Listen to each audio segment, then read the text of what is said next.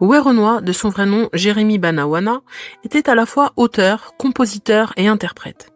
Il comptait parmi les figures les plus influentes du rap français. Il a été le plus grand vendeur d'albums de 2023, 2024 et même de 2025. Mais voilà, le 17 mai de cette année, il nous quittera malheureusement à seulement 31 ans, emporté par des complications liées à son diabète. À l'opposé d'un 6ix9ine, Werenoi était le rappeur le plus secret du rap game. Chaque détail de sa vie, de sa famille, de ses proches, de son intimité était soigneusement gardé secret. Il le disait lui-même, il voulait que sa musique parle pour lui. Mais désormais, sa mère, ses sœurs et certains proches, qu'il avait toujours tenus à l'abri de la lumière, ont choisi de s'y exposer. Alors pourquoi maintenant ?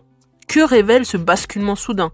Qu'est-ce qui motive ce déballage médiatique autour d'un artiste connu pour son silence ? La mère de Werenoi vient de briser le silence. Elle vient de balancer un message très lourd. Ça m'a glacé le sang. Je vais sortir les examens de docteur de tout ou sur la tête de ma mère. J'ai jamais parlé à aucun média. Maintenant, je suis prête pour de vrais exclus. Si moi, je commence à parler là-bas, Internet parisien, sur la vie de ma mère, je parle pas trop. Quand j'étais là avec Jérémy, je l'ai eu à 17 ans dans ma galère, vous étiez pas là. Même ma famille n'était pas là. Et aujourd'hui, tout ce que j'ai galéré pour mon enfant, donc c'est vous les femmes qui arrivez, vous allez tout prendre comme ça, sans respecter la maman. Alors moi, franchement, ça me désole même d'en arriver là. Parce que comme vous avez pu le voir sur cet artiste Werenoi qui a son âme, c'est quelqu'un qui était très très très discret sur sa vie. Et lui-même savait pourquoi.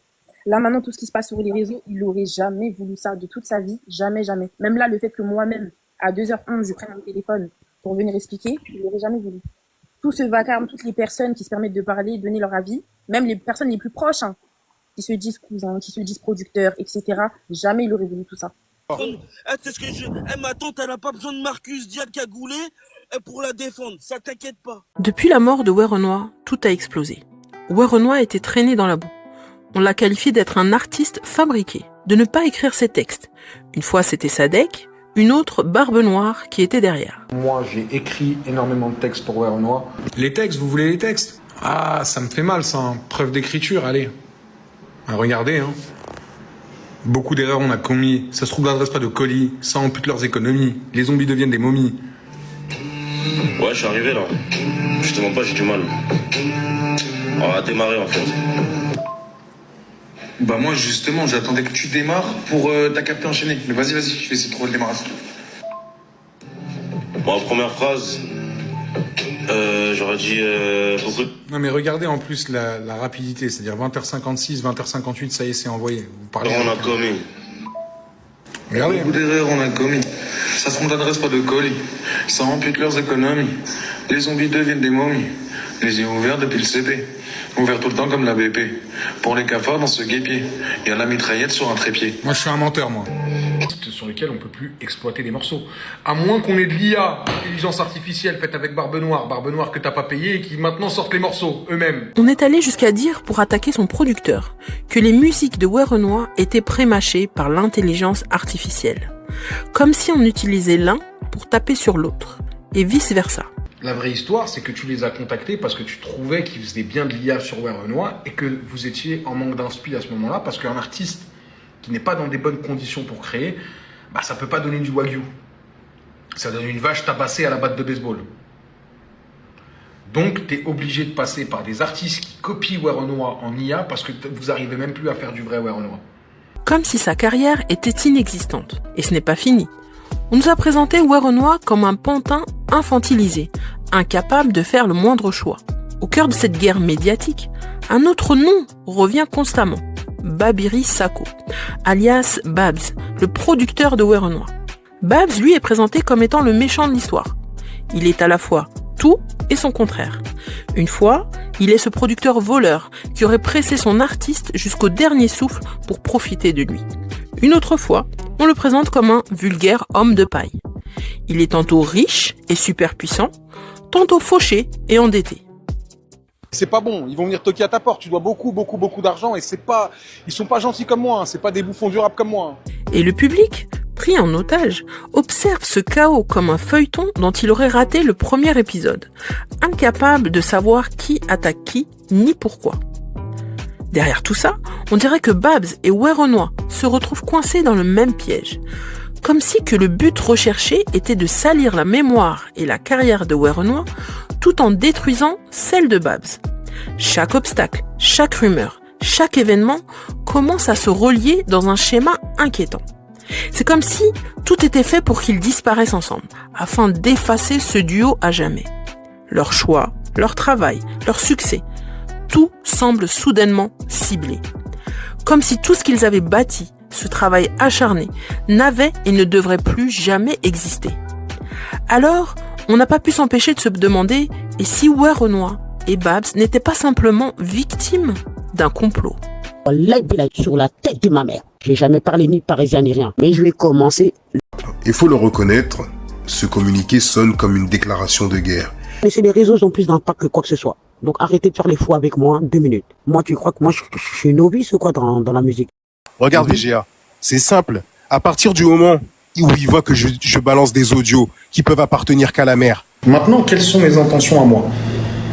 En l'occurrence, à part te faire du mal ou rendre justice. Donc à un moment, il peut pas faire semblant de dire que c'est Sadek ou Fatima, puisque c'est la maman qui m'a donné les audios. Donc c'est pour ça que je te dis, il faut faire très attention et observe bien. Des blogueurs dont le seul but est de pouvoir amplifier ces narratifs. Les amis, je vous dis à très bientôt, puisque je dois quand même finir ma mission.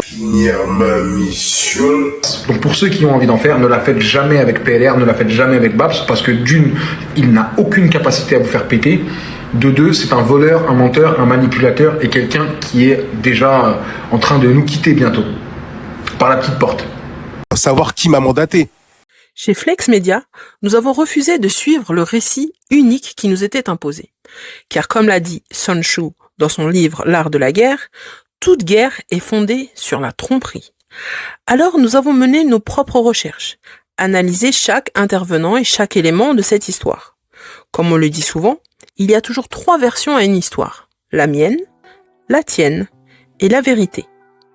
Pour la découvrir, il a fallu remonter très loin, bien plus loin que ce que le public imagine. Petit spoiler, Flex Media n'a été acheté par personne. Nous tenons à le préciser parce qu'on a également observé que dès qu'une personne prenait publiquement la parole et contredisait la version publique, alors la personne était forcément achetée. Donc nous ne le sommes pas. Après, si vous insistez, on peut toujours s'arranger. Mais envoie l'argent là maintenant. Non, mais envoie l'argent. Tu attends quoi pour avoir quoi? Oh, non, tu déconnes. Bon, assez plaisanté. Passons sans plus attendre dans le vif du sujet.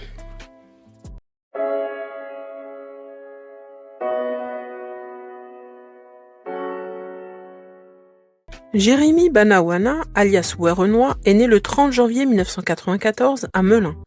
Il grandira à Montreuil en Seine-Saint-Denis. Il est issu d'une famille modeste d'origine camerounaise et il est l'aîné d'une fratrie de 5 enfants. Dès sa naissance, l'histoire de Werenoi est marquée par l'instabilité et la précarité d'une enfance mouvementée.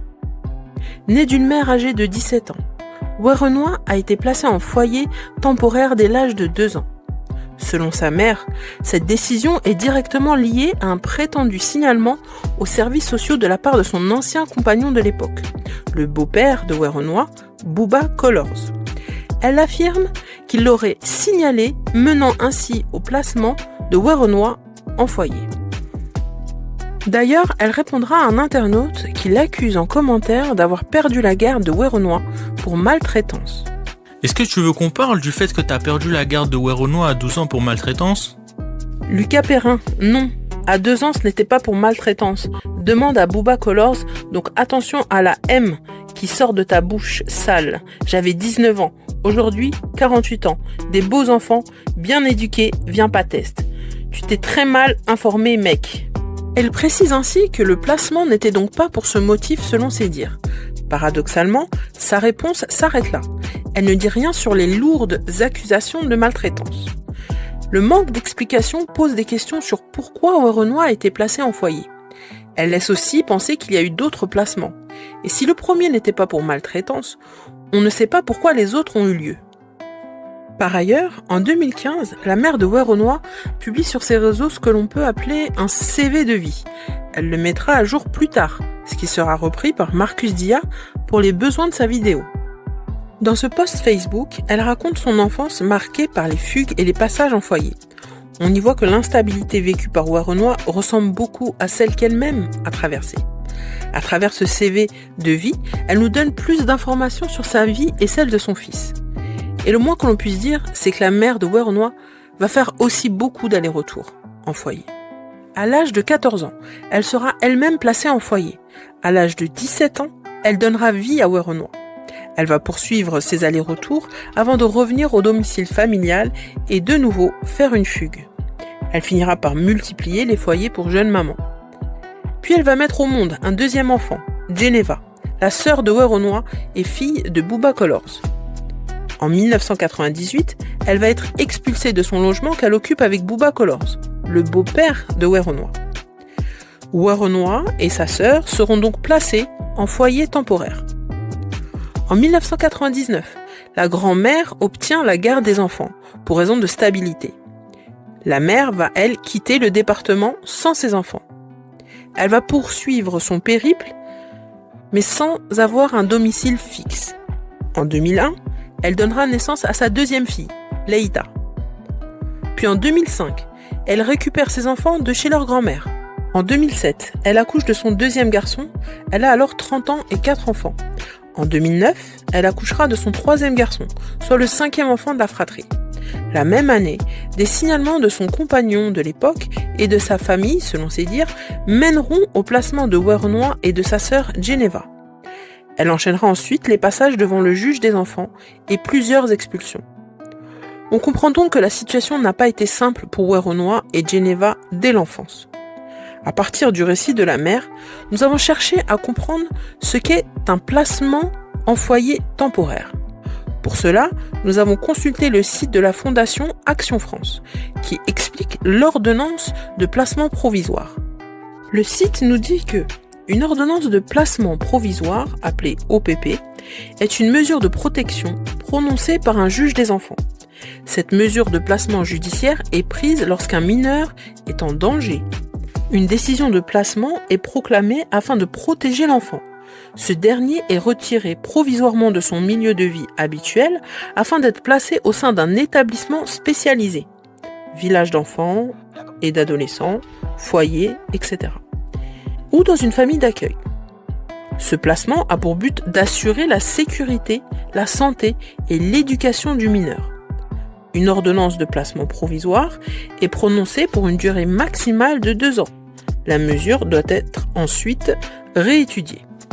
Donc, pour résumer, la mère indique sur ses réseaux sociaux que le placement initial est en lien avec une dénonciation de son ancien compagnon aux services sociaux. Elle précise aussi que les placements suivants étaient liés à des signalements concernant ses compagnons de l'époque et même sa propre famille. Cette affirmation de la mère, selon laquelle le placement est lié à un signalement, est correcte, dans le sens où le signalement a été l'élément déclencheur. En revanche, il nous est impossible d'affirmer qui en est l'auteur. Cependant, ce signalement a nécessairement été suivi d'une évaluation par les services sociaux et validé par un juge des enfants, qui a jugé que l'enfant était en danger pour pouvoir prononcer l'ordonnance de placement provisoire. Donc, quelle qu'en soit la raison, ou même si le motif n'était pas la maltraitance, le placement se fait uniquement en cas de danger pour le mineur, selon le site de la Fondation Action Enfance. Donc à la naissance de Werenoi, sa mère vit dans une grande instabilité. Elle va chercher à s'en sortir tout en se tournant vers sa passion, qu'elle voue pour le rap. Son nom sera Sourire Black. Elle va rejoindre le groupe Shadow Creep. Elle va réussir à apparaître sur la compile de DJ Akil, aux côtés de futurs noms du rap comme Intouchable, Doudou Masta, Princesse Agnès et Tepa, paix à son âme. Et malgré des petites percées dans la musique, rien ne marche. La galère continue et les difficultés s'accumulent. Mais Sourire Black ne rêve pas d'une autre vie. Elle vit son rêve, comme elle le chantera.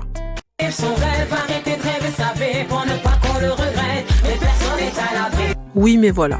Pendant ce temps, Jérémy et Geneva grandissent dans les foyers.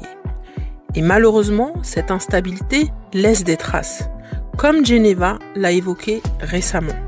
Ma mère est dangereuse et instable. Je te le dis, ça au moins tu le sais. Et je pense que tu l'as remarqué. Depuis notre enfance, on vit un calvaire. Et ça jusqu'au dernier mois de la vie de Jérémy. Alors malgré quelques petites percées dans la musique, les difficultés vont s'accumuler et le rêve de Sourire Black ne tardera pas de virer au cauchemar.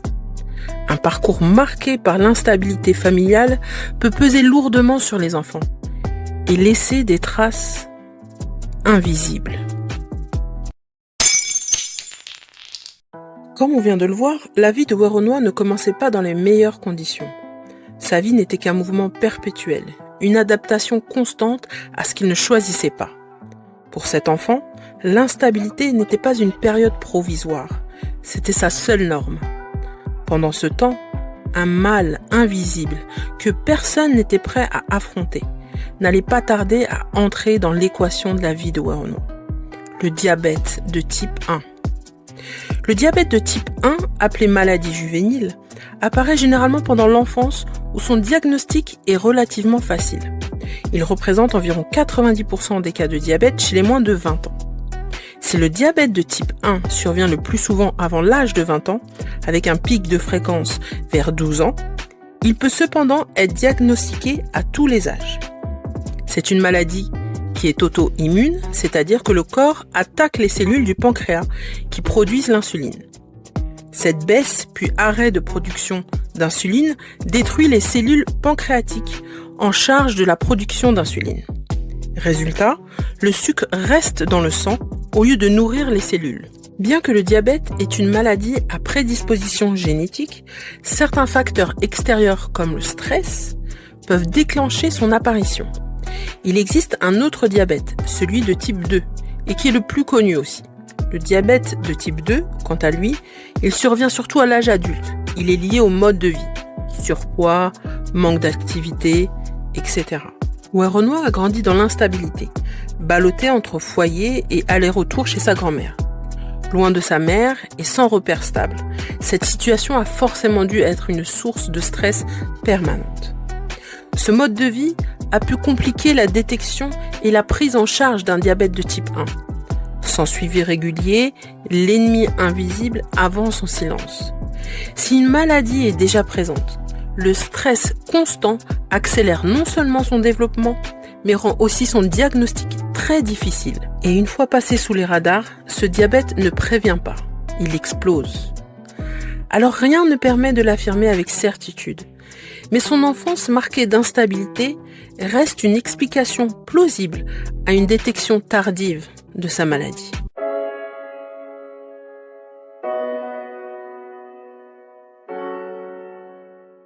Werenoi a dû accepter de vivre avec une pathologie dont le diagnostic est survenu tardivement.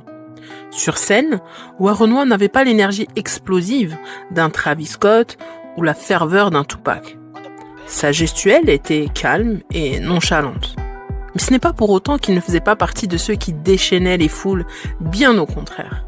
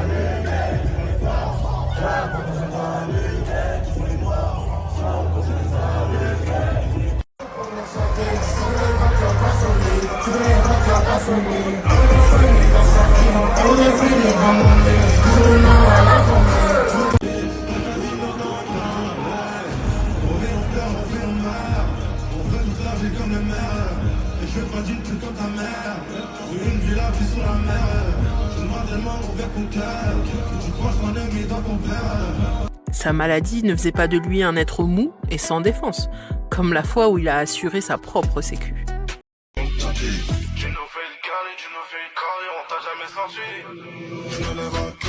Pourtant, Une partie du public, à la critique facile, lui reprochait cette retenue, ignorant l'envers du décor. Pov est au concert de Win email à la femme.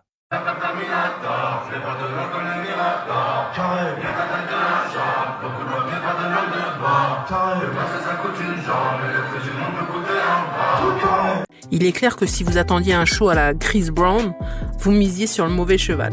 Si Werenoi ne sautait pas partout, ou ne se jetait pas dans la fosse, c'est parce que Jérémy, lui, connaissait les limites à ne pas franchir. Sa maladie était un secret absolu, qui devait le rester sans aucune faille. Imaginez une seule seconde où Werenoi s'effondrait en plein concert. Si tu es un vrai Jamal et que tu connaissais l'artiste, l'idée juste d'une telle faiblesse devant son public était tout simplement impossible. Werenoi essayait donc de se protéger et de vivre avec cet handicap comme il le pouvait.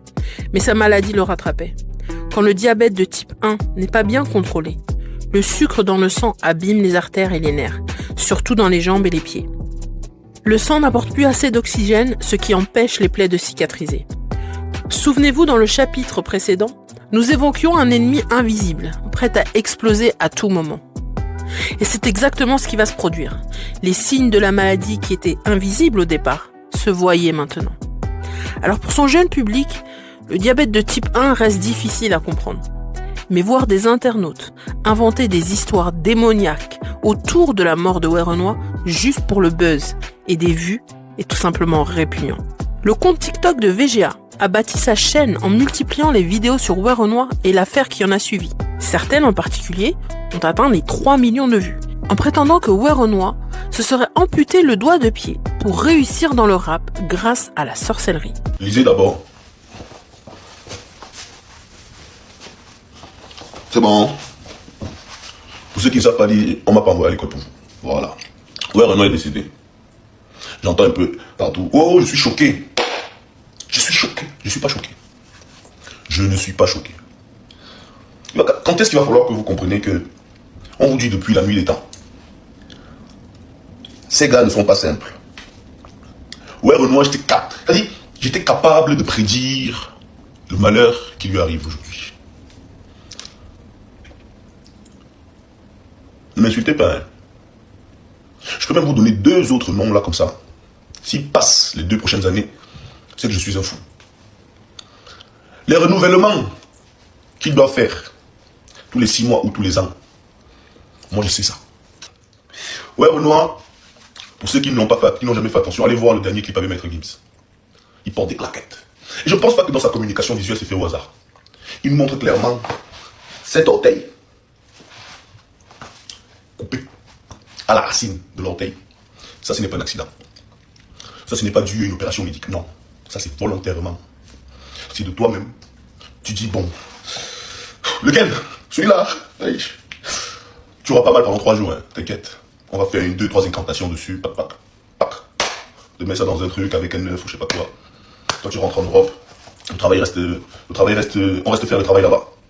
Tu vas au studio, tu balances 2, 3, pa. Des sons qui de base, tu aurais fait, personne n'aurait écouté. 1 million d'écoutes. Oh, tu te dis, mais qu'est-ce qui se passe? Tu es aussi chaud que ça. Ça marche tellement que tu en oublies même que tu te dis non, en fait, ce que j'ai fait là-bas, ce n'est pas ça qui fait ça. C'est juste que, enfin, les gens voient mon vrai talent. Ça y est, enfin, ils le voient. Tu dis, tout ça en vrai, j'avais même pas besoin de le faire. C'est pas ça qui fait ça. J'ai pas besoin de. En vrai, c'est mon talent qui parle. L'arrogance. Douter de ce que toi-même tu allais faire. Et du coup, tu ne veux pas renouveler. Ouais, parce que dans ce milieu-là, il faut renouveler. Même votre artiste Vianney, vos chanteurs là, ils sont dedans. Dedans. Magie noire, magie blanche, magie verte, appelez ça comme vous voulez. Ils sont dedans. Comme j'aime à le faire, je lis souvent vos commentaires. Et beaucoup pensent que j'ai inventé l'histoire de l'orteil que Werenoi n'aurait pas. Alors, une fois de plus, je ne parlais pas de cette orteil manquante pour créer de la polémique. Mais c'était juste factuel en fait. C'est quelque chose que j'ai constaté dans une vidéo qui a été postée sur la page de Maître Gims.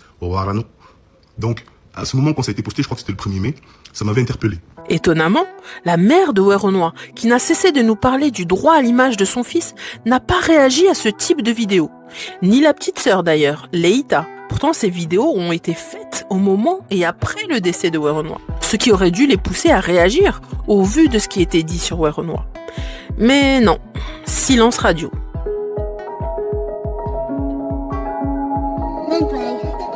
Le 5 mai 2025 sort le clip Piano de Werenoi et Gims, où l'artiste apparaît visiblement épuisé. À cette période, il était en pleine acquisition d'un bien à Dubaï dont il avait confié la supervision à Fatima, une connaissance retrouvée en 2021 sur place. On apprendra par la suite que Babs, le producteur de Werenoi, l'accusera d'avoir détourné de l'argent de l'artiste, un point que nous aborderons plus tard. Alors les choses ne se passaient pas comme prévu. Les démarches prenaient du retard, la preuve par un échange sur WhatsApp entre Werenoi et Fatima que Marcus Dia a publié dans sa vidéo. Ces reports à répétition, ajoutés aux allers-retours à Dubaï et à sa vie personnelle, d'autant plus que sa femme était enceinte de jumelles à cette période, auraient fortement stressé Werenoi. Un stress d'autant plus dur à supporter, car comme on le sait, stress et diabète ne font pas bon ménage. Et Werenoi, déjà de nature anxieuse, supportait très mal ce genre de complications. Il se retrouvait ainsi sous une pression croissante. Le blogueur Marcus Dia, qui se dit journaliste, idéologiste, et sur qui nous reviendrons, assure avoir consulté des documents médicaux concernant Werenoi. Il prétend qu'un dossier de 28 pages prouve que l'artiste était en fin de vie 2 mois avant son décès. Un témoignage qui paraît surtout scénarisé pour frapper les esprits. Nous n'allons pas publier le document que Marcus Dia dit avoir reçu de Fatima car notre objectif n'est pas de nourrir le déballage médiatique, mais de chercher à comprendre le contexte et les enjeux réels derrière cette affaire. Mais examinons donc ce qu'il nous dit. Au-delà de l'argent et des histoires d'audio, il y a un autre point que la mère de Werenoi ne cesse de marteler, la santé de son fils. Et là on ne parle pas de simple inquiétude, mais de documents précis qui datent d'avant son décès. Des analyses qui ont été faites dans une clinique, un laboratoire clinique à Dubaï. Alors selon la mère, une analyse médicale approfondie a été réalisée à Dubaï fin mars 2025. 28 pages de résultats que j'ai pu consulter et le diagnostic est clair. Les différents éléments sont responsables de sa mort et les facteurs qui ont accentué les problèmes de santé sont le surmenage, le stress et le rythme de vie intense lié à sa carrière d'artiste. Alors ces documents proviennent de Fatima qui accompagnait Werenoi lors de ses examens. Alors pour la mère, il y a une forme de laisser-faire, car elle considère que les gens qui étaient autour de lui, qui étaient présents régulièrement auprès de lui, n'ont pas fait attention aux signes de fatigue et d'amaigrissement qui étaient visibles. Et ces personnes passaient plus de temps avec lui que sa propre famille. Elle a ce sentiment qu'on a bu le sang de son fils. Quand un artiste rapporte beaucoup d'argent, la pression pour assurer les dates et tenir le rythme peut prendre le pas sur sa santé. Et dans ce cas précis, la question qui se pose, c'est est-ce que la machine a continué à tourner, même au détriment de l'homme? D'ailleurs, Werenoi semblait être conscient qu'il était proche de la fin. Selon Fatima, il a transmis des coordonnées de personnes importantes en lui demandant de ne pas parler de certains projets à 3 personnes spécifiques, que je tairai les noms. Il aurait aussi exprimé le souhait qu'elle contacte sa mère et sa sœur non mariées. Donc, Marcus Dia utilise ce document pour provoquer, jouant sur l'émotion plutôt que sur une approche factuelle et neutre. Il dit avoir reçu le document de Fatima qui aurait accompagné Werenoi à ses visites médicales à Dubaï. Premièrement, il la cite comme sa source. Il l'expose donc à de lourdes conséquences juridiques. Étonnamment, Fatima est restée silencieuse et n'a pas contredit les dires de Marcus Dia. Un silence qui interpelle au vu de la gravité des propos de Marcus Dia. Il apparaît vite que le traitement du sujet mise plus sur le buzz que sur les codes du journalisme professionnel. En diffusant ces documents, il s'expose lui-même, ainsi que Fatima, qu'il désigne comme sa source, à une situation juridiquement délicate. En effet, les ayants droit de Werenoi pourraient engager des poursuites contre Marcus Dia et Fatima en France, mais aussi à Dubaï. Si les documents sont authentiques et viennent réellement de Fatima, elle qui vit à Dubaï pourrait s'exposer à de lourdes sanctions aux Émirats, toujours dans l'hypothèse où elle serait sa source. La diffusion de données médicales sensibles en ligne peut, selon les pays, relever du recel, d'une atteinte à la vie privée ou à de la cybercriminalité, notamment aux Émirats, par le seul fait qu'elle soit diffusée sur YouTube et accessible dans le monde entier. La mise en avant par Marcus Dia d'un dossier médical de 28 pages affirmant que l'artiste était en fin de vie soulève de nombreuses questions. Selon Marcus Dia, Werenoi aurait été conscient de la dégradation de sa santé liée au rythme intense de sa carrière. Il dit relayer les propos de Fatima, mais aussi de la mère, qui affirme que l'entourage professionnel aurait bu le sang de son fils. Elle désigne ainsi le producteur comme une figure centrale de cet entourage, qu'elle accuse d'avoir exploité son fils sans tenir compte des signaux d'alerte. Marcus Dia se présente comme la voix de la mère sur les réseaux sociaux. Mais si l'on suit bien le récit de Marcus Dia, Fatima aurait accompagné Werenoi lors de consultations médicales à Dubaï. Il affirme que l'artiste savait sa santé gravement dégradée en lien avec le rythme intense de sa carrière. Toujours d'après lui, Fatima aurait eu accès à des documents médicaux évoquant un état critique, voire terminal, 2 mois avant le décès. Si cette version est exacte, elle aurait été donc informée de la gravité de l'état de santé de Werenoi. Reste une question alors, a-t-elle signalé la situation auprès de la famille, notamment sa mère ?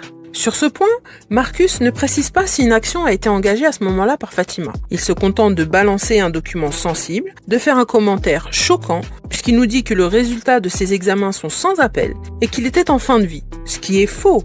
Mais ça, nous allons le voir plus tard. Tout en désignant, bien sûr, Fatima comme sa source présumée. Pire encore, en la présentant comme étant sa source, il l'expose à des risques de cyberharcèlement.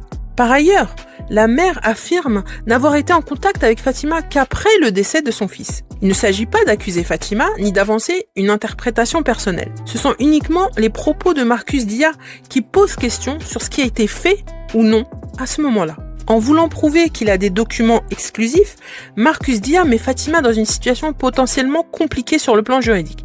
En effet, il semble manipuler les faits pour provoquer le choc et faire le buzz. Par exemple, il fait des posts pour annoncer qu'il va parler de ça ou de ci, comme si tout ça était qu'un jeu pour lui, comme le démontrent ses captures.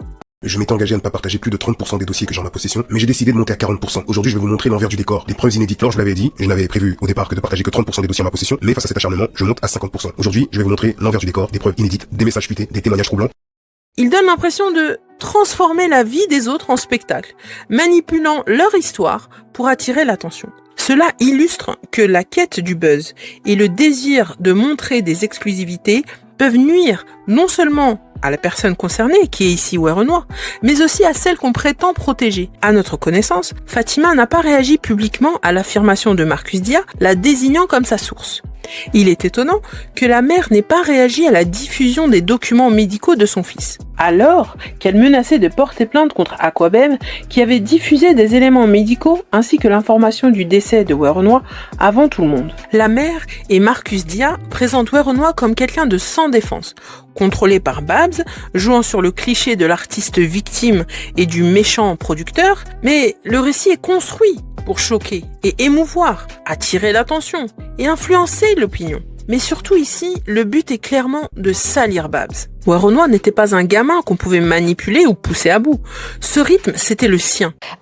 C'est quoi le secret de ce succès foudroyant? Comment vous l'expliquez? On va dire qu'il y avait beaucoup de travail. C'est aussi dû au dessin, je pense. Parce qu'il y a des gens qui travaillent beaucoup et qui n'arrivent pas jusque-là. Donc, travail et destin, on va dire. C'est naturellement, je suis comme ça. C'est pas une image que je me donne. Voilà. Faut garder la tête sur les épaules. Il faut se rendre compte que bon, demain, il peut ne plus rien avoir. Beaucoup de travail, très peu de sommeil et beaucoup d'acharnement. C'est important d'avoir une proximité avec les gens qui m'écoutent. Ils me donnent de la force. Aujourd'hui, j'en serais pas là sans eux. Donc, cette lecture ne colle pas à la réalité décrite par ceux qui l'ont connue. La vérité, c'est que s'il voulait travailler, il le faisait. Intensément, par envie, par perfectionnisme, mais par peur que sa santé stoppe tout du jour au lendemain. Et ça, il le disait lui-même dans ses chansons. Et puis les stars, c'est dans le ciel. Je monte, je me rapproche du sommet et peut-être de la fin de ma vie. Très concentré, mais depuis le début, ça fait la fin. Jusqu'ici tout va bien, je prédis la fin de la carte mensuelle. François, faut peut-être ouvrir la terre. Je sais même pas si je passerai la quarantaine. Ils feront tout pour me ressembler, mais je les vers à ma santé. Combien ça coûte une vie? Combien ça coûte une vie? Je sais combien ça coûte une fille, mais est-ce que je vais connaître yes? Un train de vie, étrangère, vraiment gratos. Fuck, moi j'ai plus le temps. Ce sera plus jamais comme avant. Arracher ce que j'ai dans les veines. C'est plus facile de rejoindre une copie. Ça peut finir en année claire. On m'a bercé au clair de lune.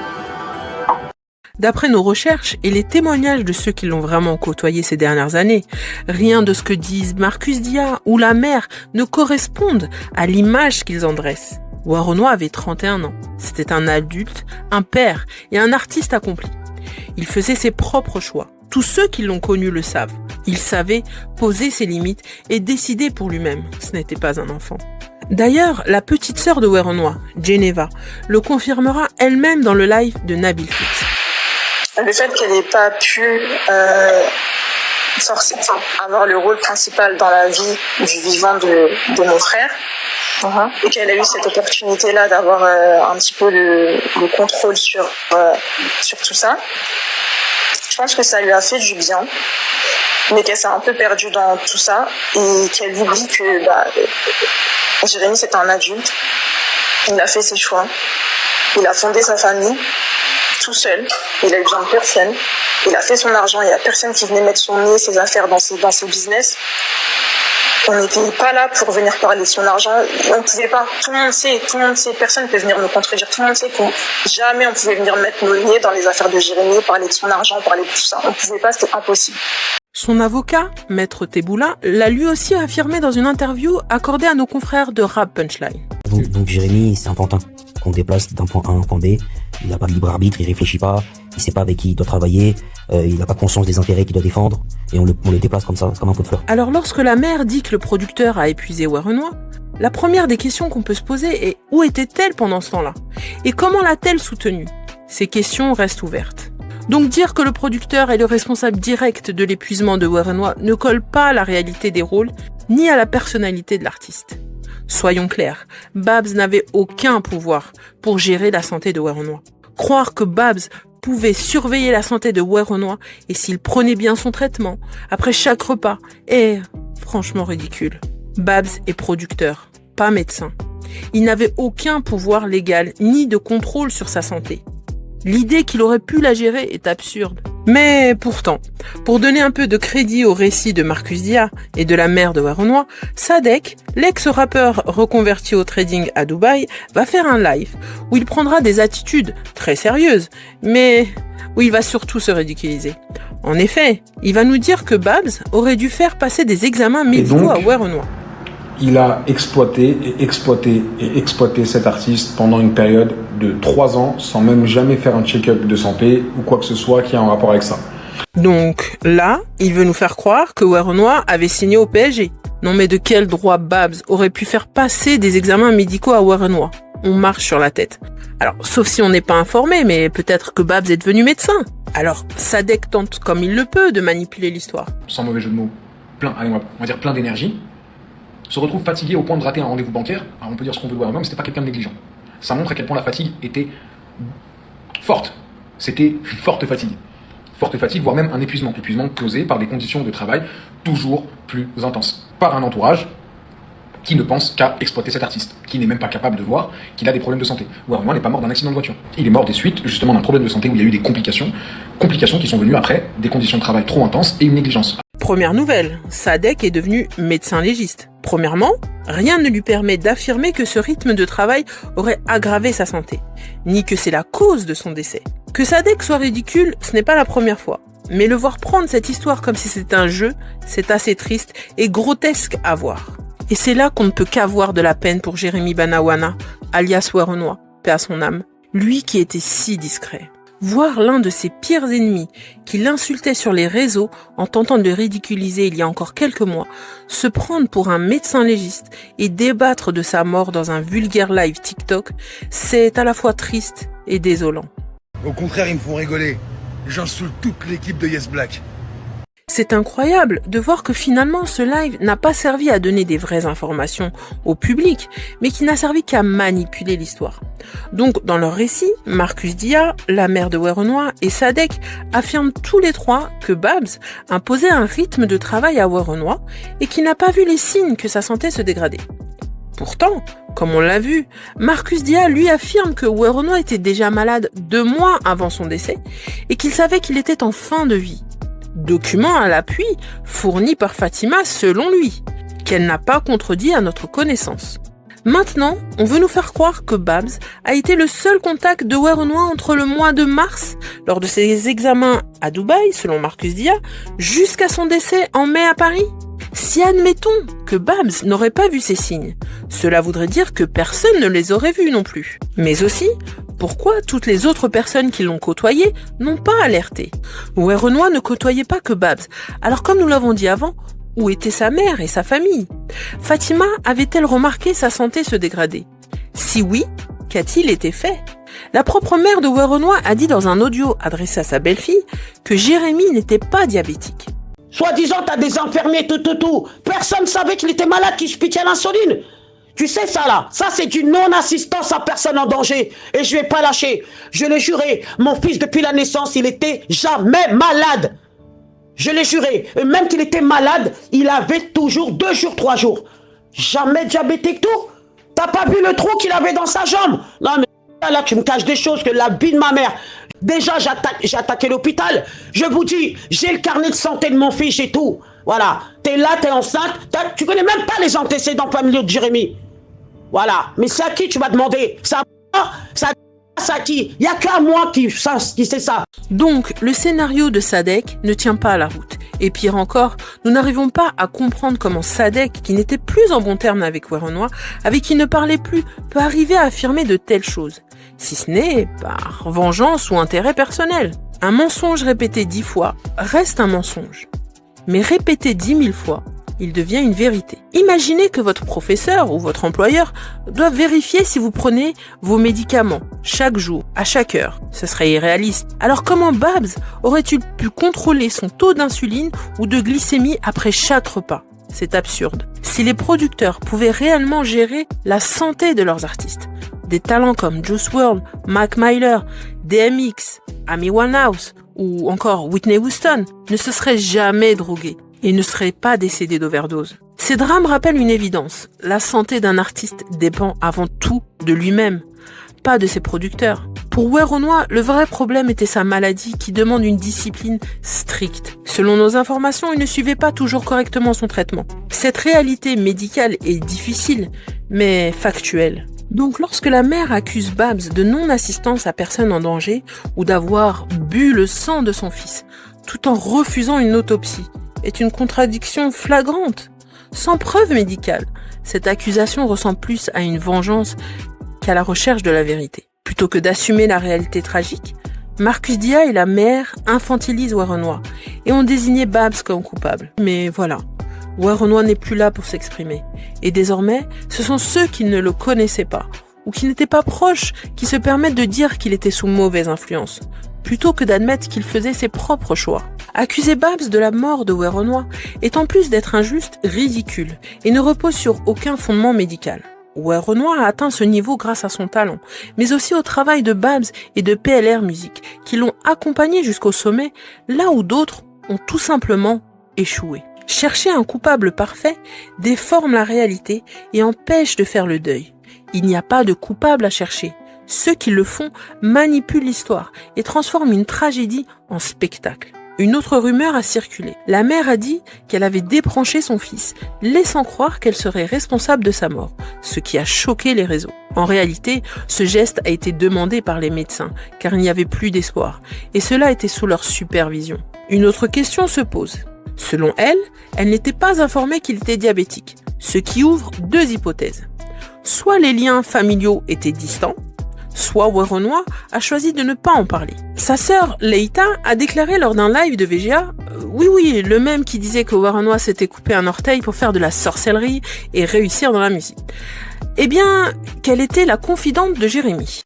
Il faut savoir que moi, mon frère me disait tout, on a 7 ans d'écart. Pourtant, comment aurait-elle pu ignorer la maladie de son frère? De nombreuses zones d'ombre demeurent dans cette histoire et plusieurs questions restent sans réponse. Puis viendra le 13 mai 2025. Lors de la cérémonie des flammes, Werenoi devait être présent. Il fera sa dernière apparition dans une vidéo, portant une attelle au bras et semblait être très fatigué. Son message à ses fans résonne encore aujourd'hui comme un adieu. Encore une fois, merci la Ligue. Franchement, album de l'année, c'est pas rien. Je remercie tous ceux qui m'ont écouté, soutenu depuis le début. Je suis dégoûté, j'ai pas pu être là ce soir. C'était une grosse blessure. Mais c'est que partie remise. On se voit bientôt, force aux flammes. C'est carré la ligue. Mais un détail de la vidéo nous a interpellés. Le reflet dans ses lunettes montre des objets au mur ressemblant à des pompes murales, comme à l'hôpital. Après cette apparition, une rumeur a circulé sur un accident de buggy à Dubaï, tandis que d'autres parlaient d'une mise en scène pour le protéger. Mais lors du live TikTok avec VGA, qui surviendra après la mort de Werenoi au courant de l'été, sa sœur Leïta sera interrogée sur cet accident, mais elle n'a pas su répondre et a quitté brusquement le live. Et dans les commentaires, tout le monde parle d'une histoire de buggy. Oui, je sais pas si quelqu'un est au courant de ça. Il a eu un accident, je crois que KXN peut mieux l'expliquer que moi. La raison pour laquelle il n'a pas pu, par exemple, être aux flammes, parce qu'il avait l'épaule luxée, d'après ce qu'on m'a dit, il a eu un accident, je sais pas si c'est un scooter de mer ou je sais pas quoi, et que c'est un peu de là que ses problèmes de santé se sont empirés, ont commencé du moins, c'est dans la dernière partie de sa vie. Est-ce que c'est vrai ou faux, KXN? Est-ce que tu peux infirmer ou confirmer cela? La maman répond, demandez à Babs. KXN a son micro qui est éteint en fait. Je sais pas si c'est le modérateur ou si c'est elle qui l'a coupé. Peut-être qu'elle est pas là. Ok. Il y a... C'est pas nous. On me demande, tu peux demander pourquoi ta filia s'est évaporée. Ah, peut-être elle est descendue. On insiste sur l'histoire du buggy là, ça m'intrigue. Faut que tu ouvres ton micro, KXN. Attendez, je vais ouvrir ton micro. Ah non, je... Elle est où Théophilia? Non, mais je pense que Théophilia... t'es là pour moi. Non, je peux pas, c'est elle qui doit le faire. Non, mais peut-être qu'elle l'occupait avant. Oui, exactement, c'est peut-être elle-même parce qu'elle est occupée. Hier, User, il disait que tout ce qui était passeport, téléphone, montre qui avait disparu à l'hôpital. C'était la femme, la mère des enfants. C'était la compagne qui avait récupéré. Exactement. Peut-être qu'on pourra redemander la version de la petite sœur. Non, la petite sœur a dit qu'elle n'avait plus de contact avec la femme, justement, depuis un certain temps. Donc elle pourra pas te répondre à ça. Bon, peut-être de demander sa version des faits si elle est au courant d'un truc, elle, de son côté. Elle est descendue. En tout cas, merci. Bon, peut-être qu'elle reviendra, peut-être. Merci infiniment pour les réponses. Parce qu'aujourd'hui, je pense que c'est clair pour moi, en tout cas, c'est clair. Oui. Sa mère, qui était en commentaire, dira que sa fille avait assez parlé comme ça. Cette réaction a soulevé des questions. Pourquoi ne pas répondre à une question simple alors qu'elle était prête à évoquer tous les autres sujets? Ne savait-elle pas ce qui s'était passé? Ou n'avait-elle pas de bons rapports avec son frère avant son départ? C'est encore une zone d'ombre qui reste sans réponse. Après, il faut avouer qu'il est tout de même surprenant que Leïta ait pu participer au live de VGA. Lui, qui a affirmé que son frère aurait coupé son orteil pour de la sorcellerie. Et il ira même jusqu'à insinuer que Werenoi aurait couché avec sa mère pour réussir. Vous savez ce que c'est de, je sais pas, d'aller coucher avec sa propre maman? Non, pour vous c'est même pas imaginable. Alors, on ne sait pas si elle approuve les propos de VGA, car elle ne les a pas dénoncés et elle a pris part à son live. Aussi, pendant ce live, on va lui demander si la mort de son frère lui paraît être naturelle. Et bizarrement, elle va avoir une drôle de réponse, ajoutant ainsi un doute sur les causes de sa mort. C'est surprenant alors qu'elle-même dit vouloir défendre sa mémoire.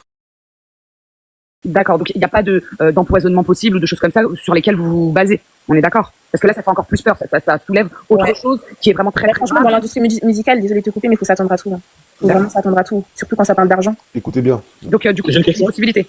Il y a une forte possibilité, oui. Bah, c'est très très grave. Alors, est-ce qu'il est mort d'une mort naturelle ou pour vous, c'est totalement autre chose? Pour moi, bon après je suis très spirituelle, donc je dirais que non. Il n'est pas mort d'une mort naturelle. La mère a qualifié la mort de Werenoi de mystique, niant qu'il était diabétique et affirmant qu'il avait été tué, alimentant ainsi une théorie du complot qui n'a pas de sens. Pour savoir s'il était malade, vous foutez de ma gueule, vous. Déjà, moi j'ai dit, ça c'est un truc mystique, je le jure, et je vais pas lâcher. On peine donc à saisir l'intérêt d'évoquer la sorcellerie alors que Jérémy souffrait d'une maladie grave, connue de son entourage proche. On peut également constater une contradiction.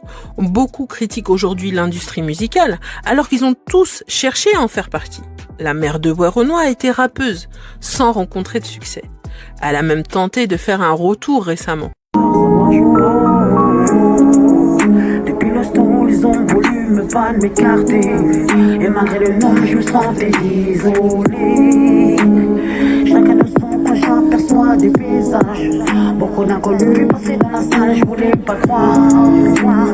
Oh maman, dis-moi que c'est un cauchemar, j'ai eu trop la peine, ses frères et dans les yeux d'Omar. L'accueil du public reste toutefois très limité.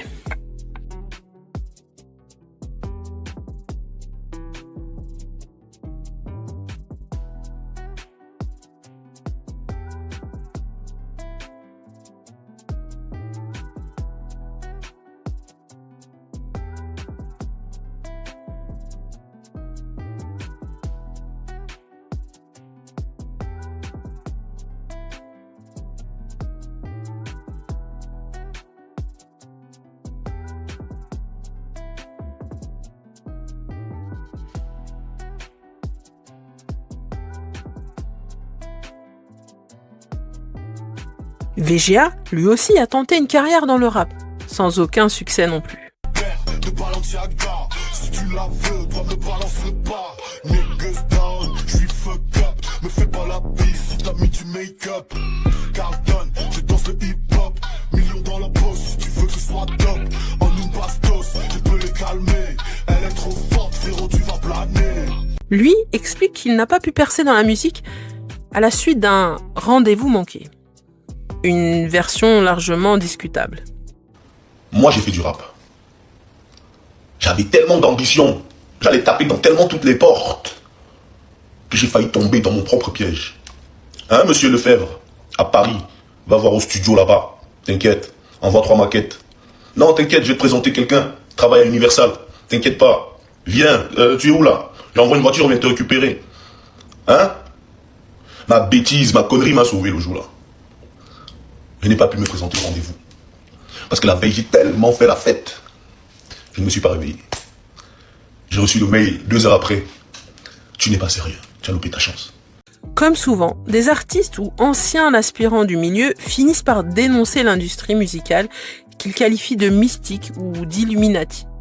Pourtant, tant qu'il y avait une chance de réussir, cela ne semblait pas les déranger. Et ni VGA, ni la mère n'excluaient de faire partie de cette industrie à un moment de leur vie. Marcus Dia, de son côté, était un grand admirateur de Booba, si ce n'est le plus grand fan. Leave Britney alone! Please! Il s'est longtemps présenté comme un passionné du rap. Parce qu'en fait, t'as vu, moi je suis là-dessus. Ouais. Je suis à fond sur l'actu rap. Ok. Donc ça veut dire que c'est pas d'hier que je suis là-dedans, t'as vu. Donc moi je suis un vrai passionné. Donc en fait, je regarde, je suis toutes les interviews, je suis tout. Il a tenté de s'imposer comme chroniqueur dans le milieu, mais sans succès. Des difficultés sûrement liées à son positionnement pro-Booba. L'ensemble de ces éléments amène à s'interroger sur la solidité et la crédibilité des discours tenus aujourd'hui. Puis arrivera cette triste nuit du 16 au 17 mai 2025. Djibril Jérémy Banawana, alias Werenoi, nous quittera à l'âge de 31 ans. Le magazine Public publiera un article expliquant ce qui se serait passé selon eux. Et voilà ce qu'on y apprend. En réalité, Werenoi aurait été la cible d'une violente crise d'hyperglycémie. Diabétique, le défunt aurait été transporté en urgence à l'hôpital à la suite d'une acidocétose diabétique. Sa prédisposition au diabète expliquerait justement la blessure ligamentaire qu'il affrontait depuis quelques jours, car les personnes diabétiques sont plus sujettes aux douleurs et lésions osseuses, musculaires, pariétales et ligamentaires. Cela expliquerait pourquoi il portait alors une attelle, le diabète rendant le corps plus fragile aux blessures. Lorsque VGA a interrogé Leïta sur l'attelle et l'accident de buggy, elle n'a pas répondu. On peut alors se demander si elle savait finalement que son frère était diabétique et qu'elle a préféré ne pas s'exprimer afin de ne pas remettre en question la version avancée. Le magazine ajoute que l'hyperkaliémie n'est pas la cause de son décès, mais elle est la résultante d'une défaillance immunitaire qui s'est faite en plusieurs étapes, comme ont pu nous le confirmer plusieurs sources proches du rappeur. À la suite de ce choc hyperglycémique, tout aurait malheureusement dégénéré. Cette acidocétose aurait débouché sur une hyperkaliémie, soit un excès de potassium qui aurait plongé le rappeur dans le coma. Un premier arrêt cardio-respiratoire serait survenu en milieu d'après-midi ce vendredi, et les médecins seraient parvenus à le réanimer. Défaillance multiviscérale. L'état de santé de Werenoi, contrairement aux rumeurs, ne s'est jamais amélioré. Les médecins ont constaté une aggravation constante de la santé de l'artiste, primée aux victoires de la musique. Comme le révèlent nos sources internes, Werenoi aurait ensuite fait face à un syndrome de défibrillation. Des caillots sanguins se forment dans les vaisseaux sanguins de tout l'organisme et provoquent des hémorragies. Le flux sanguin est alors altéré, notamment celui rénal. Ce samedi, vers 5h30, Werenoi aurait été victime d'un nouvel arrêt cardio-respiratoire que les médecins n'auraient pas réussi à contrôler. Le jeune rappeur aurait donc succombé à une crise d'hyperglycémie causée par un diabète qui a ensuite débouché sur une hyperkaliémie, puis un syndrome de défibrillation et une baisse létale d'hémoglobine dans le sang. Alors, on a voulu aller plus loin. Nous avons voulu savoir qu'est-ce qui déclenche l'acédocytose Est-ce en lien avec un rythme de travail soutenu? Pour le savoir, on va se rendre sur le site de Vidal.com. D'abord, on nous prévient que cet article est sérieux. Nous allons le lire ensemble. Cet article, destiné au grand public, est rédigé par un rédacteur scientifique. Alors, qu'est-ce que l'acidocétose diabétique? Le site nous dit que l'acidocétose diabétique est une complication aiguë du diabète qui consiste en une élévation de l'acidité du sang liée à l'accumulation de substances toxiques pour l'organisme, les corps cétoniques. L'acidocétose diabétique est la conséquence d'une concentration d'insuline trop faible dans le sang, en cas de diabète non diagnostiqué ou mal compensé par le traitement. C'est une urgence médicale qui nécessite une hospitalisation. Ensuite, le site va nous expliquer le diagnostic, le traitement et les symptômes d'une acidocétose diabétique. L'acidocétose diabétique s'installe progressivement en quelques jours. Pourtant, rappelez-vous, Marcus Dia nous disait avoir en possession un document médical qui ne laissait aucune place au doute, indiquant que Werenoi se savait en fin de vie 2 mois avant son décès. Pas de simple inquiétude, mais de documents précis qui datent d'avant son décès. Des analyses qui ont été faites dans une clinique, un laboratoire clinique à Dubaï. Alors selon la mère, une analyse médicale approfondie a été réalisée à Dubaï fin mars 2025. 28 pages de résultats que j'ai pu consulter et le diagnostic est clair. Les différents éléments sont responsables de sa mort et les facteurs qui ont accentué les problèmes de santé sont le surmenage, le stress et le rythme de vie intense lié à sa carrière d'artiste. Le document que Marcus Dia dit avoir en sa possession ne peut donc pas a priori indiquer que Werenoi était en fin de vie. D'autant plus qu'il s'agit d'un résultat de laboratoire. Il devait être sûrement alarmant, voire très alarmant, mais ne pouvait pas indiquer que Werenoi était en fin de vie. Ce n'est même pas le but d'un examen de laboratoire, où on le rappelle, on y fait une prise de sang. Il n'y a pas d'avis médical aussi tranché qui pouvait être donné. Alors, on peut bien se poser la question si Marcus Dia nous a bien manipulés jusqu'à présent. Reprenons. Donc les symptômes de l'acidocétose sont une soif intense, des urines fréquentes et abondantes, une perte de poids rapide, ce qu'on a pu remarquer sur Werenoi sur les semaines avant sa mort. Alors le site va nous dire si on pouvait prévenir l'acidocétose diabétique. La prévention de l'acidocétose diabétique repose sur le respect du traitement insulinique, sans oublier des doses d'insuline.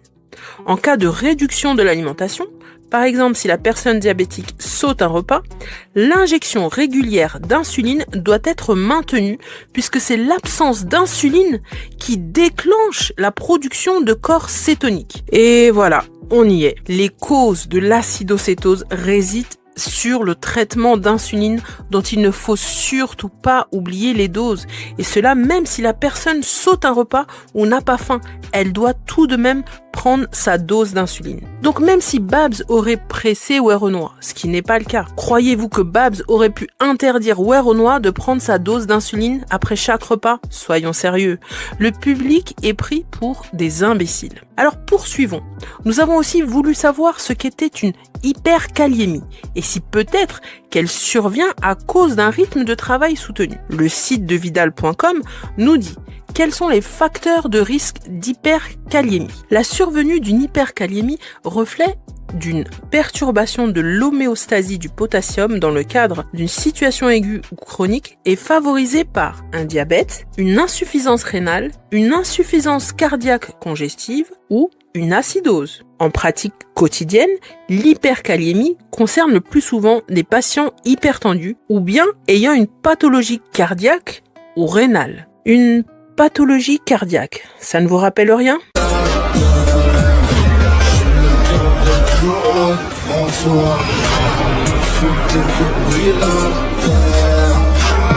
Alors, les médecins experts nous disent comment la traiter et la prévenir. D'ailleurs, on n'a pas vu le nom de Sadek dans la liste de ces médecins au passage. Et voilà, comment le public est tombé dans le piège tendu à Babs de la part de la mère, de sa petite sœur Laïta, de Sadek et de Marcus Dia concernant la disparition de Jérémy.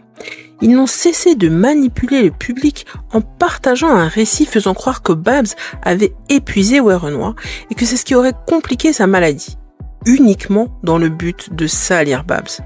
On nous a tout fait, toutes les théories du complot possibles, jusqu'à nous dire que Werenoi serait décédé à cause de la sorcellerie, ne le laissant ainsi même pas reposer en paix.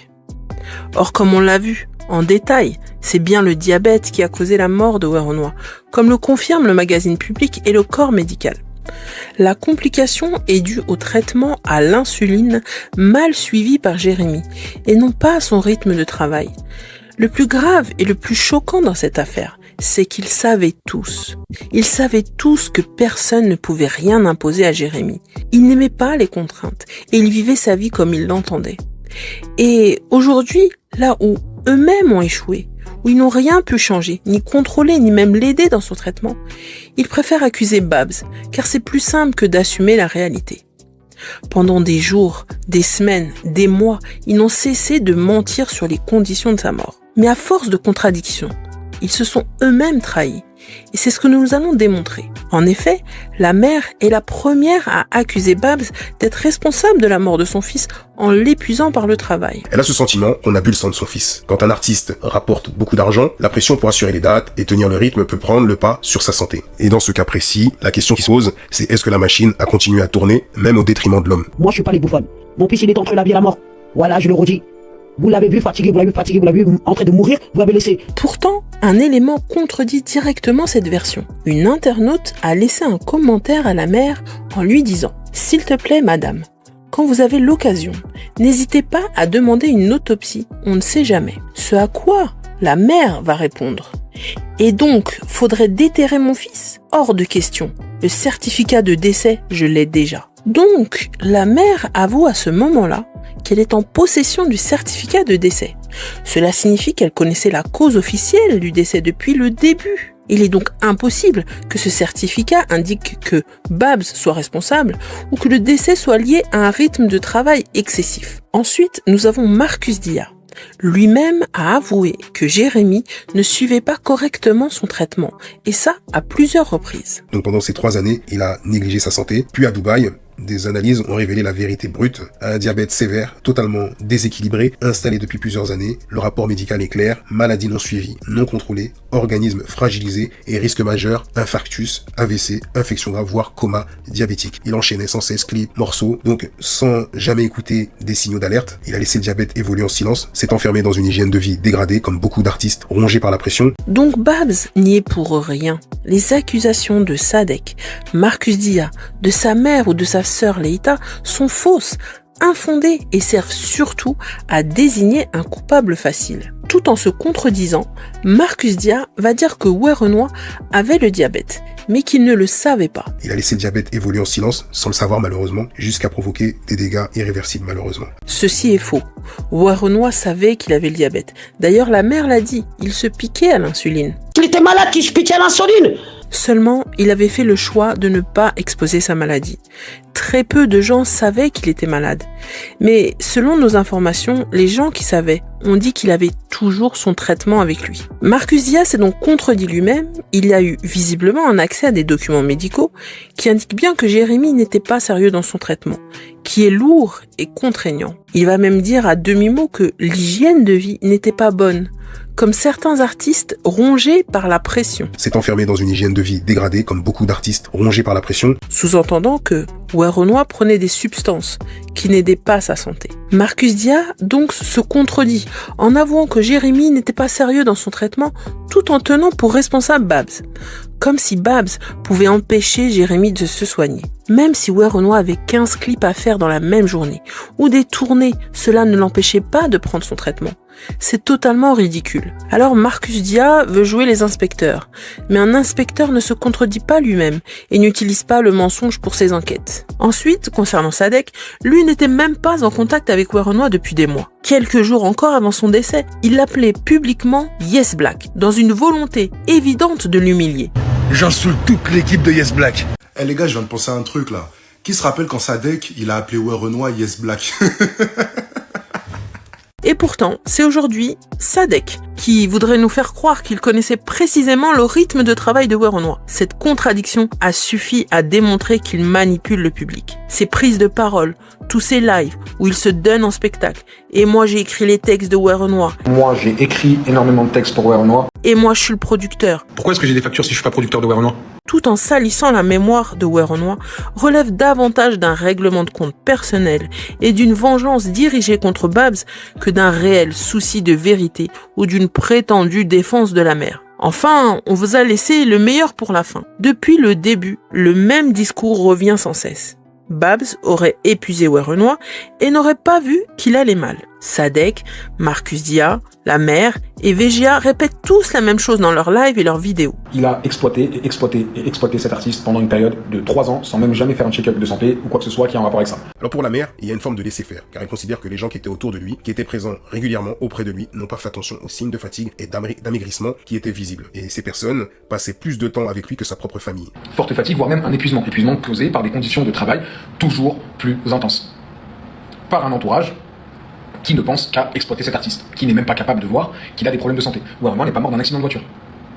Il est mort des suites, justement, d'un problème de santé où il y a eu des complications qui sont venues après des conditions de travail trop intenses et une négligence. Ils se basent tous sur ce discours dans l'unique but d'accuser Babs d'être responsable du décès de Werenoi. Pierce Brown a dit « Le mensonge est plus aisé que la vérité, mais il suffit d'une vérité pour faire s'écrouler une pyramide de mensonges. » Et contre toute attente, cette pyramide de mensonges va s'écrouler grâce à Leïta, la petite sœur de Werenoi qui est intervenue sur un live de VGA. Elle y a prononcé une phrase, une seule petite phrase, passée totalement inaperçue, mais qui détruit totalement le scénario mensonger de Marcus Dia, Sadek et de la mère de Werenoi. Nous vous proposons donc d'écouter cette intervention de Leïta. Soyez très attentifs. Je voyais que ces derniers mois, il était très affaibli. Je voyais que ces derniers mois, il était très affaibli. Je voyais que ces derniers mois, il était très affaibli. Elle reconnaît donc elle-même que son frère allait mal depuis des mois et qu'il s'affaiblissait gravement. Elle a donc vu les signes de la dégradation progressive de son état de santé. Cette déclaration détruit donc totalement le récit mensonger imposé par Marcus Dia qui a trompé le public en faisant croire que Werenoi était éloigné de sa famille et uniquement entouré de Babs. En effet, si la sœur a vu qu'il n'allait pas bien, alors elle savait. Et si elle savait, elle n'a rien fait. Accuser Babs revient donc à lui reprocher précisément ce qu'elle admet avoir constaté elle-même, sans agir. Et pourtant, c'est Babs qu'ils accusent aujourd'hui de n'avoir rien fait pour la santé de Werenoi. Cette accusation est indécente, absurde et immonde. Donc tout cela montre un mensonge construit, une inversion cynique des responsabilités et une tentative grossière de faire porter à Babs ce que d'autres ont vu, su et laissé faire. Et cette phrase de Leïta va suffire à faire tomber tout leur récit mensonger. Cela nous montre aussi quelles sont les méthodes de Marcus Dia et nous explique pourquoi autant de personnes le dénoncent. Car ces méthodes ne consistent pas à informer. Il a manipulé, déformé les faits et monté l'opinion contre un producteur devenu bouc émissaire. En s'associant à cette version, ainsi qu'à Marcus Dia et Sadek, cela donne une mauvaise image de la mère, qui a accepté de salir Babs, le producteur de Werenoi, et Werenoi lui-même, en s'appuyant sur un récit faux, contradictoire et volontairement trompeur. Il n'y a là aucune recherche de vérité. C'est une attaque organisée, fondée sur le mensonge, l'émotion et la lâcheté. Donc, on se demande bien pourquoi la mère de Werenoi a-t-elle fait le choix de mentir en accusant Babs d'être responsable du décès alors qu'elle en connaissait très bien les causes. En conclusion de ce premier épisode, on peut retenir que, à ce stade, il n'y a plus de débat. Il y a un récit officiel, fabriqué, et il ne tient pas. Oui, Werenoi a été placé en foyer dès l'enfance, mais rien, absolument rien, ne permet d'accuser Booba Colors, l'homme qu'il appelait son père, avec qui il est toujours resté en bons termes. Les signalements sont anonymes. La mère le sait. Elle ne peut donc accuser personne. Sur la cause des placements, on ne peut pas parler de maltraitance, mais la mère évoque des placements provisoires. Or, on l'a vu, un placement provisoire signifie qu'un juge a estimé qu'il existait un danger, mais lequel, on ne le sait pas. On a vu que Werenoi était bien diabétique de type 1. Il le savait, contrairement à ce qu'a pu dire Marcus Dia ou d'autres. Malheureusement, il ne respectait pas toujours son traitement. Ce sont des faits médicaux, pas des opinions. Et ça, Marcus Dia le savait, puisqu'il aurait vu les documents médicaux. La mère a affirmé de ne pas être au courant de sa maladie. Et là, on a pu voir que 2 options existent. Soit il ne voulait pas lui dire, soit il n'était pas en bon terme et donc n'a pas pu lui dire. VGA a menti, bien évidemment, que Werenoi ne s'est pas amputé l'orteil pour réussir dans le rap. VGA a même sali la mémoire de Werenoi en disant cela et en insinuant même qu'il aurait couché avec sa mère pour réussir. Bizarrement, la mère, la sœur, Laïta, Marcus Dia ou Sadek n'ont rien dit à cela, préférant s'attaquer à Babs. Marcus Dia, lui, s'est servi de documents médicaux qui n'apportent aucune plus-value à cette histoire, dans l'unique but d'accuser Babs d'être à l'origine de la disparition de Werenoi, alors qu'il dit bien avoir vu que Jérémy ne suivait pas son traitement. Il dit que ces documents médicaux viennent de Dubaï, provenant même de Fatima, ce que nous ne pouvons pas affirmer, mais elle n'a pas dénoncé non plus Marcus Dia qui la cite comme sa source. Et là non plus, la mère n'a rien dit, pourtant elle a dit vouloir porter plainte contre Aquabeb qui a révélé le décès de son fils. Marcus Dia, la mère, la petite sœur Leïta et Sadek s'alignent sur une accusation unie. Babs serait responsable du décès de Werenoi. Il l'aurait épuisé, pressuré, détruit. Cette version n'est pas seulement fragile, elle est mensongère, elle est contredite par leurs propres déclarations. Ensuite, la mère a reconnu détenir le certificat de décès, donc elle connaît la cause réelle. Leïta, elle, reconnaît avoir vu son frère s'affaiblir pendant des mois sans agir. Et pourtant, ils accusent tous Babs en nous expliquant dans le même temps que Werenoi passait tout son temps avec Babs, que la famille ne le voyait presque pas, qu'il ne pouvait pas constater sa dégradation. C'est faux. Leïta vient elle-même de faire exploser ce mensonge. À partir de là, accuser Babs relève de la mauvaise foi pure. Babs n'est ni médecin, ni infirmier, ni tuteur légal. Il ne pouvait ni forcer un adulte à se soigner, ni contrôler ses injections d'insuline, ni même surveiller sa glycémie. Lui imputer cela est une tentative grave et grossière de transfert de responsabilité. Et le plus grave n'est pas là. Celui qui prétend dénoncer la manipulation est celui-même qui l'organise. Marcus Dia a exploité un décès, excité les émotions, fabriqué un récit, diffusé des documents privés, exposé la vie intime d'un artiste qui avait toujours choisi le silence et la discrétion. Ce n'est pas de l'information, c'est de la mise en scène. Dans le prochain épisode, nous reviendrons sur les autres accusations contre Babs, notamment d'avoir volé la montre de Werenoi ou encore ses portables où il y aurait de la crypto-monnaie dedans, mais aussi sur les tensions jusque lors de son enterrement, sur les relations réelles entre Werenoi et Babs, mais aussi avec Sadek, sur les cagnottes montées sur le dos de Werenoi, ainsi que sur l'origine exacte de cette guerre médiatique, mais aussi sur la manière dont Marcus Dia manipule tout le monde avec cet audio. Tout ce qui a fuité là, c'est nous-mêmes on a fait fuiter, on a donné sur le gars, on a posté. Qu'elle veut brûler. C'est nous-mêmes on veut l'éteindre. Elle veut voir ce qu'elle veut brûler. Pendant qu'il se vante d'avoir cet audio comme s'il avait gagné la Ligue des Champions, nous allons vous montrer comment Marcus Dia, qui se dit être porte-parole de la mère, la laisse s'exposer, s'enfoncer et se contredire publiquement. Comme sur la question du documentaire Netflix à venir, les albums ou les concerts hommages dont elle dit qu'elle va interdire ces événements alors qu'elle n'a aucun pouvoir. Il la laisse se ridiculiser et il le sait parfaitement. Ce n'est pas un combat pour la vérité, c'est une instrumentalisation d'un défunt menée par ceux qui parlent le plus fort pour éviter qu'on regarde leurs propres incohérences. N'hésitez pas à vous abonner si ce documentaire vous a plu et à nous dire ce que vous en pensez. D'ici là, prenez soin de vous et à la prochaine.